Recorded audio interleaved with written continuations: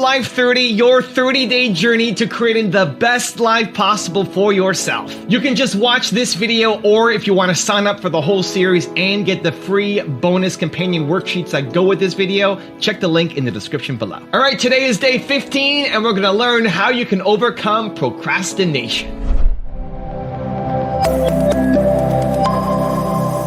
You're not a procrastinator. You have a habit of procrastinating. Big difference. Because if it's a habit, I can teach you to use science to break it. You see, all habits have three parts. There's a trigger, and in the case of procrastination, the trigger is always stress. Then there's a pattern you repeat, and in the case of procrastination, it is to avoid doing something. And then there's a reward. You get a little stress relief. The only way to break a habit, you guys, is not to deal with the triggers. You're never going to get rid of the stress in your life, but you can 100% change your pattern of avoiding work. So next time that you're in a situation where you feel yourself hesitate, you spent way too much time checking out the highlights from last night's scores, what you're going to do is you're going to go, oh, I must be stressed out about something. Acknowledge the stress. Then go 5, 4, 3, 2, 1. I want you to count to yourself because I want you to interrupt the habit that's stored here, and I want you to awaken your prefrontal cortex. Then I want you to just work, just for 5 minutes. The reason why I want you to only work for 5 minutes is because your problem isn't working. It's the habit of avoiding. I just need you to start. And here's the other cool thing. We know based on research that if we can get you to start, 80% of you are going to keep going. Now watch this, because you're a procrastinator, and this is how I did it. I said the last time you wrote a book, you got the 3, you got the 4 chapters, so the first thing I need you to do is just get to chapter 3, chapter 4, right? And when I got to chapter 4, I said just get to chapter 7. Don't worry about finishing the whole book. Don't worry about this big goal, because every time you set this big goal, you never get it accomplished because you never break it up in manageable pieces. And so after I got to chapter 4, I was like, yo, E, let's get 5, 6, 7 done. And when I got to chapter 7, I knew it was only, listen to me, I knew I only had to write 14 chapters. And I said, I'm halfway there, baby, I'm halfway there. And when I got to 7, I did 14. And when my editors got to the chapters, they said you could break 14 into 21, and it turned into 20, listen to me, 21 chapters, 212 pages. All right, so this is it. I'm talking about procrastinators. You still have time. Don't quit. Don't give up. You still have time. You can do it. You can make it happen, but you can't do it procrastinating. You can't do it talking about it, all right? Your environment is so important. And if you look at B performers or C producers, they really don't pay a lot of attention to their environment. And so they get very distracted. There's lots of noises, their phones are going off, maybe there's news in the background, maybe there's messy environments all around them, maybe there's toxic people. What I'm suggesting to you as the second piece of technology to really 100 times your productivity is this. Install environments of tight bubbles of total focus. The way I run my work life, on certain days, I am very hard to reach. And I challenge you with great love and respect, be very hard to reach during key times of your week. I mean, I see a lot of people, and it's not judging them, it's just observing them. Every time their phone rings, they check it. Or they have, these loud notifications, so they're constantly being distracted. And we know what the research says. The research says we spend 2.1 hours a day in distraction. And it takes 21 minutes to refocus your focus after you've been distracted. So if you are being distracted by notifications, checking your phone, checking your Twitter feed, checking your Facebook feed, looking on Instagram, checking all the different platforms, that is going to destroy your focus. So the second piece of technology is create these tight bubbles of total focus. And the way I do it is I have certain days that I label as creative days. And on those creative days, I actually go device free. And on those days, I'm very hard to find. And on those days, I'm in total solitude. And on those days, I go to certain places. I call them my Menlo labs, just like Edison had his Menlo lab. And these places are very minimalist. And there's no one there. And that's where I do my best work. So install these tight bubbles of total focus and create these Menlo labs where you're completely distraction free. And then you will find your brain will drop from the beta state into the alpha state, where you will do your best work and get your best ideas. The chronic excuse maker. How do you stop making excuses? This is actually pretty simple. And I said it the other day, and you have to realize, you have to know, you have to accept that all your excuses are lies. They are lies, all of them. Think about the things that you tell yourself, the lies you use to rationalize taking the easy road. Taking the easy road and leaving discipline behind. Think about them. You don't have time. That's a lie. You don't have support. That's a lie. You don't have the equipment or the gear. Lies. You don't know the best way. Who cares? That's a lie. Or you're too old or you're too young. Of course you're too old or too young. Lie. And there's you're too busy. Sure you are. That's a lie. And you're too tired or you're too sore or you're just plain not feeling it. Lies, lies, lies. And the list goes on and on and on.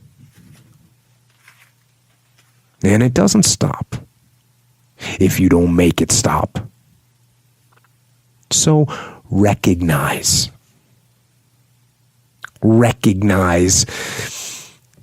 the excuses are not valid.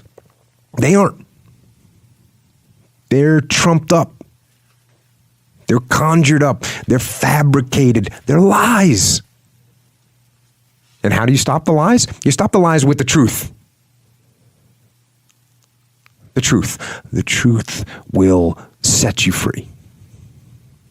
The truth will stand, and the truth will deliver you from procrastination and laziness and the downward spiral that comes with a lack of discipline.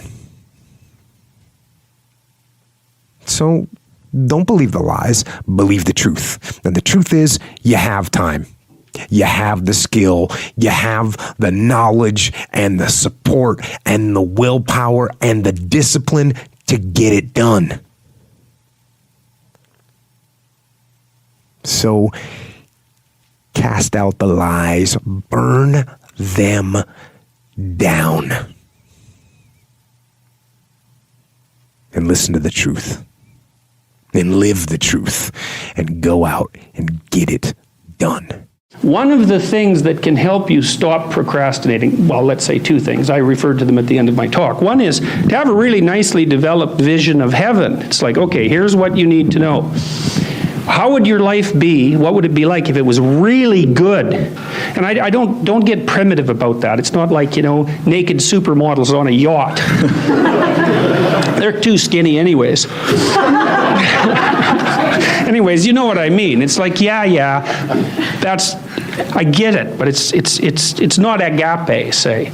So it's not sophisticated enough to be self-sustaining. It's a stupid vision, and if you pursue it, you're just going to be on a sinking yacht with like anorexics or something like that. So you need a vision. You need a vision of what your life would be like if it was just the way it should be, if it was best for you, and if you were taking care of yourself with this thing that you kind of described as parental love.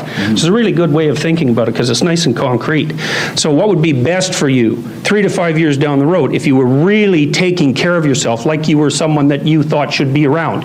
And people are very ambivalent about whether they should be around, so this is a lot harder than you think. So you need that vision. And then what you also need is a vision of what your life would be like if you let yourself deteriorate in precisely the foolish ways that you know that you would deteriorate if you let yourself go. And that's contemplation too. It's like, okay, if I let myself go, where would I end up? And first of all, this is kind of a shadow realization from a Jungian perspective. It's like, first of all, you could let yourself go. Second of all, you already know exactly how you do it if you did do it. And third, with a little imagination, you can conjure up exactly what that would be like, not only for you, but for your family and for the broader social community. And that would be the whole bloody catastrophe, including all the malevolence that would go along with your deterioration and so on. And so then you've got these stark choices before you. One is agape-oriented equilibration, for lack of a better technical phrase, and the other is something that more closely approximates hell than people even think, because if you sink low enough, not only do you sink that low, but you are absolutely motivated to drag people down there with you. And it's a nasty, nasty state of affairs. And so if you're really terrified of that, like you should be, because you've drawn the causal connections, and you're really attracted by the other, then when you sit down and you don't do what you're doing, what you're supposed to be doing, you don't get to say, well, it doesn't matter. And that's the salience landscape issue. It's like, no, no, no. The little voice in the back of your head that says it matters, it sees those outcomes down into the future, and it's telling you that it matters. And if you would like the positive outcome over the negative outcome, which is, like I said, your constant choice, you bloody well better sit down and do what you're supposed to. And so that's really helpful. That'll, I think, you know, what is it? Fear of God is the beginning of wisdom. It's like, yes, that's absolutely right. And the role of things like anxiety and terror in promoting proper development, well, are often under-addressed, because we think of those things as our enemies. It's like, they're your enemies if they're working against you, but they're pretty powerful monsters on your side if you've got them oriented properly. We give ourselves so many excuses. You know, we always hear these excuses of why aren't people getting ahead and what their major challenges are and how come they haven't started. But I think my favorite excuse is sort of, it's the prettiest excuse that you ever hear. I call it the perfectionist lie. You know, it's the perfectionist. It's the person who says, oh, you don't understand. I can't get ahead in my life because, you know, I'm a perfectionist. Or Brendan, I haven't completed that project because you don't understand. I'm a perfectionist. I care about excellence, so I have not completed that yet. And it's just this great, vain, sort of abstract lie where people blame their personality, right? It's like, I'm a perfectionist, so I can't get it done. I just think that is the most beautiful little lie, because really, if a perfectionist was honest with themselves, at least they'd be precise. They'd be able to say, you know what? I have not started or completed that thing because I am unsure or I am distracted, right? That's really the truth. They're unsure of what to do, so they don't begin, or they're distracted, so they don't complete. Or even if they do complete and they don't ultimately share that thing or ship that thing, then the challenge there is really just fear of judgment, fear of rejection. And at some point, we have to be mature and honest with ourselves and stop saying, well, it's because I'm so perfect that this isn't done, and say, actually, maybe it's because I'm a lazy ass, or maybe it's because I'm letting the world distract me and rip me away from my passions and my day, because I haven't taken control over my time. I haven't taken control over the responsibilities I have and arranged them so I can focus on my real passions, my real desires, my real dreams. You know, at some point, we just have to be conscious enough to say, oh, wow, I'm not moving forward because I'm scared. I haven't completed this because I'm distracted. And realizing that scaring feeling, that fear of rejection or failure, it's not going to go away. And it's not supposed to. There's some big ideological belief out there that we're never supposed to feel fear. And the time that we finally fear no fear, we can go ahead and crush it in the world. The fear is not going away. It's always going to be there. I've been backstage about to go out in front of thousands and thousands of people, terrified out of my brains. If I sat back there and waited until I was super strong and perfect and certain to go out on stage, I'd never be able to serve. You know, you hear from the great rock stars, the great public figures, the great people who've moved the needle of the world. They were terrified. They were scared, but they didn't stop. Even with the failure on their mind, even with the fear in their body, that impulse running, they did it anyway because they used their higher conscious, their higher desire to serve, and they let that. What if, instead of being overwhelmed by fear, we became overwhelmed by our sense of faith? why we let ourselves overwhelm ourselves and say, yes, the fear is there, but I'm going to proceed anyway because I can make my difference. You know, what if instead of getting distracted and keep blaming our distractions on perfection, we actually said, you know what? I'm always going to be distracted. There's always going to be some new thing in the world, some new responsibility, some new whim or want of the people around me to pull me from my very sense of freedom and happiness and joy in life, my very progress. I'm not going to compromise my day to serve everybody else in a way in which I can't at least complete the things that are meaningful to me. You know, we at some point have to take ownership of our lives and realize, no, it's not because we're pretty and we're perfect, it's because we are scared and our lives are messy and we haven't got a control of it yet. So this day, let's start that. Let's be okay with the fear. Let's be okay with the fact that everything's gonna be messy, but at least begin, at least complete it. Because you know what? Nothing is perfected anyway until it's completed, right? First it has to be completed, then we can tinker and tweak it and perfect it. A lot of our major brands and the major tools and technologies, they release things, they complete things. They release them as beta, then they perfect them, get them better and better and better and better. But at least they released, at least they completed, at least they started serving and getting their things in the marketplace. So let's do that. Let's get to work today. Let's stop fooling ourselves and saying, oh, well, it's just got to be so perfect, so I'm not going to begin because you don't understand, Brendan. I have to have things perfect because that's just important to me. You know what? How about you have them done? How about you have them out there? How about you have them serving people? How about you have the difference being made? Even if it's not totally right, then get it right and more right and more right and more right after you complete it. This is the time to complete those projects you've been waiting on. Don't fear them, get them done. Don't be distracted by everybody else's thing, manage your time better. Take back control, get your stuff out there, and you'll see the difference you can make in the world. You know, procrastination is really putting off your own desires. Procrastination is putting yourself last. Procrastination shows up when we are so used to putting everyone else in front of us, or we're actually afraid to do that thing that we say we want to do because we're not sure if we can handle the outcome. But the whole attachment to procrastination and self-love, what you can do tomorrow, why not do today? What you can do today, why not do right now? You know, one of my team members talked about reading a book called Touch It Once, which means if you can touch it once and get it done, how much more productive will you be? So I decided, without even reading the book, to be honest with you, I was gonna try it. Well, I didn't get to touch things once, but it really cut down the number of times I touched it. Some things I touched once, but for the majority of the times, I only touched it twice. Oh, the productivity that you have. The magic of thinking big. This was recommended to me by one of the most successful product designers and licensors in the world. Millions of dollars a year, licensing to people like Nestle, Coca-Cola, etc. The magic of thinking big. So many people procrastinate because their goals lack balls, quite frankly.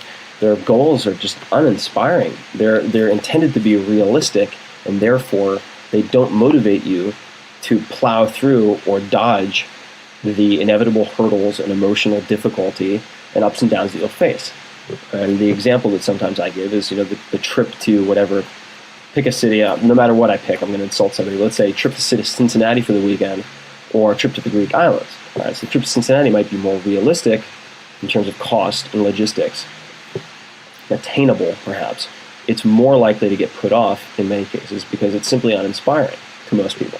Greek islands, all right, you'll put your head down and just pike through brick walls to get to that, or you'll put up at least with the scrapes and bruises along the way. So number one is the magic of thinking big. You really need to up the ante in most cases with what you're aiming for to even generate the willpower to do it. And in that case, it's not you that's the problem, it's the goal that you've ended up picking that's the issue. Create an environment that works for you, not against you, right? So make certain your environment works for you instead of against you. For some, your environment, your work environment is not designed for peak productivity. Because sometimes I get this question, does that mean I have to have a super organized desk does that mean it's peak productivity? Not necessarily. You see, like scientists and like very inventive people, you go to the office, this is like a freaking mess. It's like organized. It's like organized chaos. Chaos, right? yeah. That's what works best for them. You have to find what works for you. But when I'm talking about environment, that I think one of the most important concepts I teach all my students, I'm going to teach it to you now, is the concept of the wealth triggers. Wealth triggers, meaning having items, having objects, having artifacts around you in your environment, because both your conscious and subconscious minds respond to all sorts of things, stimuli, right? Introducing like objects, including objects around us. So I want to have things that would help me to create better performance. Here's the thing that I get asked all the time. How did you stay motivated all the time? People ask me that all the time. And the answer is I didn't. And neither did you to become successful. The separator in life is really important. People think the most inspired, motivated person wins. Nah, not really. It's the person who can work on the days they're not inspired and motivated. It's what do you do when you're not feeling great? What do you do when it's not your best day? How do you do that? Carries you through is rituals and habits. So when you're fatigued, when you're tired, when you're under pressure, you react reflexively. And so successful people rely on habits and rituals, not just their inspiration and motivation level. Of course, we're both professionals at being motivated and inspired. But that's not every day, every minute. And so what do? I work on the days because my habits and rituals carry me through. And so for me, here's how I look at my life and my day. If I can control the first 30 minutes of my day, and the last 30 minutes of my day, I have a whole lot better chance of the middle of my day being controlled. And so I'm a freak about the first 30 minutes of every day. It's really about the first 45 minutes, and I'm obsessive about the last 45 minutes of every single day. That gives me some illusion in my mind and measure of control. The other thing it does, it delivers to me habits and rituals that serve me, that I do every day that are consistent. It gives me comfort in stormy times. That ocean out there is raging at the top right now, right? The waves are crashing. At the bottom of that ocean, it's completely calm. At the bottom of that ocean is the habitual part of the water, right? It's the part of the water that stays the most consistent. That's why it's so calm, okay? So when you see someone out of control, their emotions are up and down all the time. This is someone who is without rituals and habits. Successful people have those, and so they do. And so it keeps me calm, it keeps me comfortable. A lot of times people are sort of like, these are the 7 habits of highly creative people. They do this. They get up early in the morning. They write 800 words a day. And you're like, ooh, that's what I need to do, and then I will be highly creative. No. What I found, and I think it's just irrefutably true, is that there is no magic one-size-fits-all solution when it comes to habits or happiness or anything. And then we always have to begin by saying, like, what's true for us. So you might say, oh, I get up at 5 a.m. and write, and my 5 to 7 a.m. is, it's quiet, my mind is fresh, I just done my meditation. It's like amazing. This is what everybody should do. But it's like, well, some people are night people, and they're not at their most creative until 4 p.m. So for them to get up early and try to write is like nonsensical. It's just not right for them. It's not that you're wrong or they're wrong. It's just that people are different. And so when you're trying to create your habits, it's really important to start by saying, well, what kind of person am I? What's true about me, and like another thing that comes up is simplicity lovers and abundance lovers. Simplicity lovers like clean surfaces, bare walls, quiet, few choices, and that's how they feel like they have focus and creativity and energy. Abundance lovers like a lot of buzz, a lot of profusion, a lot of choices, people running around, a lot going on. There's nothing wrong with that either. And a lot of times people are like, if you're going to be creative, you have to clean up your desk. No, it's not necessarily true. And I'm sure you've seen the amazing book, Mason Curry's book, Daily Rituals, which is all about the habits of the super, super genius people. And what you see... They're all over the place. They're all over the place. Yep. So one person gets up early and one person stays up late, and one person drinks coffee and one person drinks vodka, and one person works in a crowd and one person works all by themselves, and one person works a half an hour a day like Gertrude Stein, and another person works 14 hours a day like P.G. Wodehouse. I mean, it's like, there's just, you can't prescribe. You have to begin by knowing yourself. And so I think that's the first thing for people to do. Say, like, well, when do I do my best work? When have I succeeded in the past? What attracts me? What idea attracts me? Does it attract me, the idea that I would get up at 5 a.m.? Maybe that sounds great, or maybe that sounds like hell. You just sort of think about it. I think a lot of times we're kind of adrift, and we're reacting instead of saying like, well, what's true for me? How should I shape my environment, my schedule as much as I can to suit myself? Is it fair to say that in Gretchen Rubin's world that step one is knowing yourself? Yes. There are 4 things that we can never recover in our life. A stone, after it has been thrown into the valley. Words, after they have been spoken. An opportunity, once it is missed. And time, once it has gone. Considering the average lifespan of a human being today to be about 70 years, 70 multiplied by 12 is 840. Now that's how many months we have in our life to live in this world. And if life is represented by a jar, and those 840 months by the marbles in the jar, every year 12 marbles are being thrown out of the jar. Last year 12 marbles have gone as well. Gone forever, never to come back again. Look at how many marbles you now have in the jar to make a difference, to leave a mark, to stand apart. Utilize your time well, and your time will treat you well, leading you into an overall sense of well-being. In the new year to come, invest in taking care of your body. Invest in nurturing and nourishing your relationships. Invest in finding and discovering your purpose, your passion, your calling in order to enhance your professional growth. Invest in pursuing and cultivating a meaningful, deep spiritual connect. And for some reason, if you found yourself stuck in any of these, some of these, or all of these areas in the last year, the new year brings a fresh opportunity to press the refresh button, refresh the page of your life, and live well. Because at the end of the day, remember, we are all just stories. And make sure that yours is an inspiring one. Now I've got a special bonus clip that I think you're gonna enjoy. But before that, it's time for the best Life 30 questions of the day. It's not enough to just watch this video, you have to do something. So pull out your worksheets and answer these questions. And if you don't have the worksheets, you can get them for free. Check the link in the description below. All right, here we go. Question number 1, where do you need to stop procrastinating? Number 2, what are the lies you tell yourself that you need to cast out? And number 3, how can you create an environment of total focus?